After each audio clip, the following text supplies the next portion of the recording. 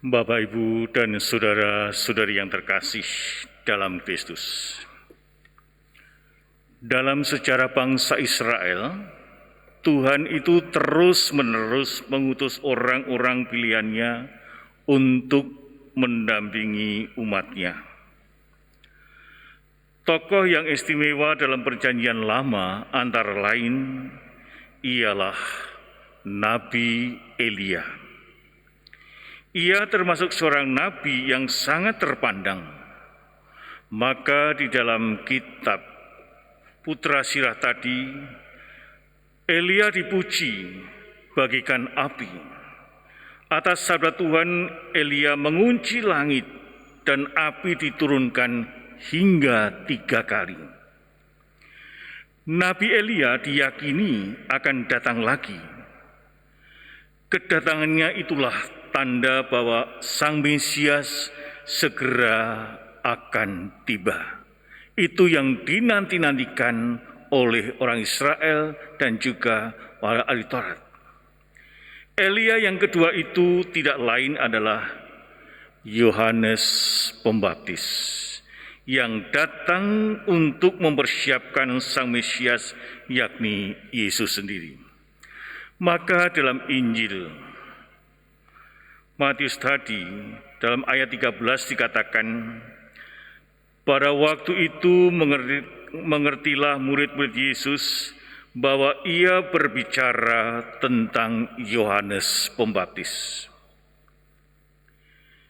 Kita tahu bahwa cara hidup Yohanes Pembaptis tidak lazim, tidak seperti kebanyakan orang pada waktu itu. Ia adalah seorang yang asketis, makanannya belalang, minumannya madu hutan, hidupnya di padang gurun, pakaiannya dari kulit binatang. Hidup Yohanes Pembaptis penuh dengan tantangan. Hidup Yohanes Pembaptis adalah heroik, bahkan akhir hidupnya sangat tragis. Ia dipenggal kepalanya atas perintah Raja Herodes.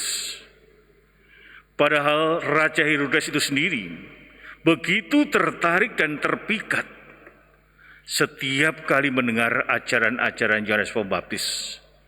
Namun karena gengsinya, dia sulit untuk menerima Yohanes Pembaptis karena dia pernah ditegur olehnya.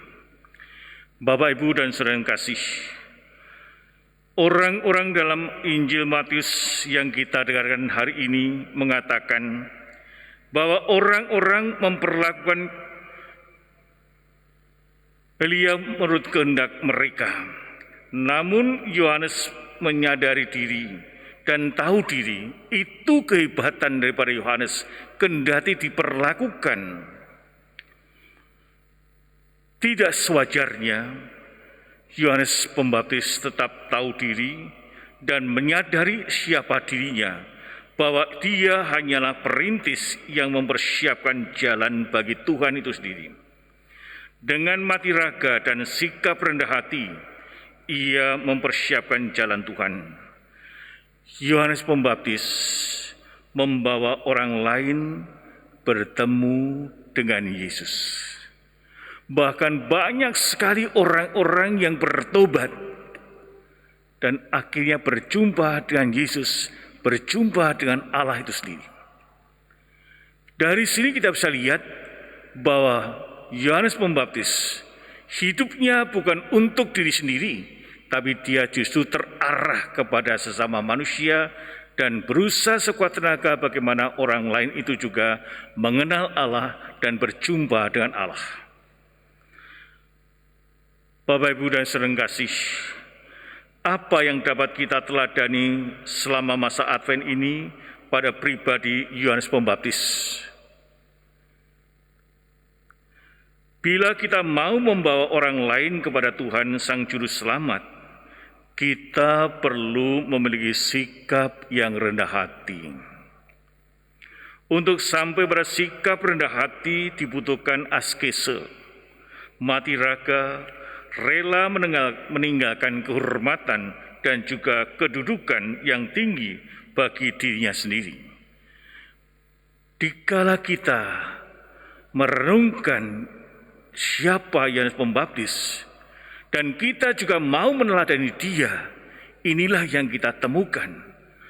Kita akan mampu membawa sesama manusia kepada Allah kalau kita sendiri mempunyai sikap yang rendah hati.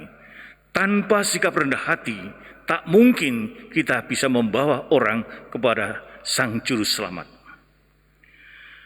Melihat Yohanes Pembaptis, kita didorong tidak hanya untuk bertobat, tetapi juga selanjutnya menjalani kehidupan sehari-hari dalam kerendahan hati dan kejujuran. Yohanes Pembaptis itu jujur, dia itu rendah hati.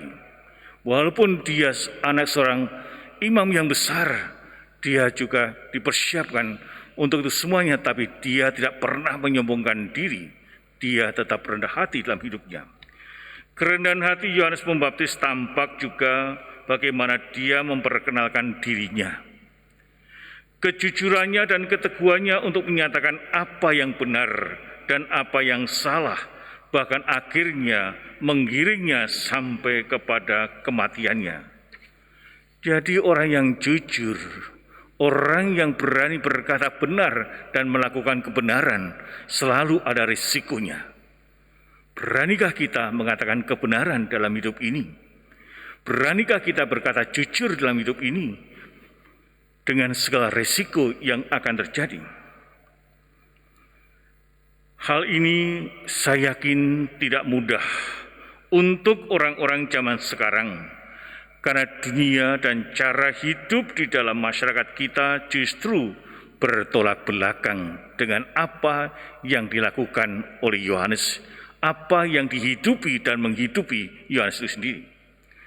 Orang-orang justru berlomba-lomba mencari tempat yang utama, mencari kursi yang empuk, tempat terhormat. Orang-orang zaman sekarang begitu mudah mencaci maki dan membenci sesama manusia demi kekuasaan, demi kedudukan. Itu kalau kita sadari di akhir-akhir ini terjadi hal semacam ini.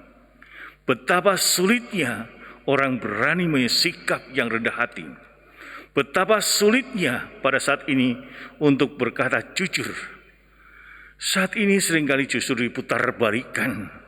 Yang benar menjadi salah dan yang salah diperjuangkan mati-matian menjadi tampaknya benar itu sendiri. Tindakan Yohanes Pembaptis, hidup Yohanes Pembaptis seringkali pasti bertolak belakang dengan hidup manusia pada zaman modern ini. Bapak, Ibu, dan saudara kasih, zaman sekarang ini menjadi pemimpin bukan untuk melayani, tetapi malah seringkali terjadi ingin dilayani dan berjuang bagi kelompoknya sendiri. Cara hidup orang-orang zaman sekarang banyak yang berlawanan dengan spiritualitas yang dibawa oleh Yesus dari Nazaret, yang sebentar lagi akan kita rayakan kelahirannya. Sikap rendah hati butuh perjuangan ekstra dan juga keberanian untuk berbeda dengan orang lain.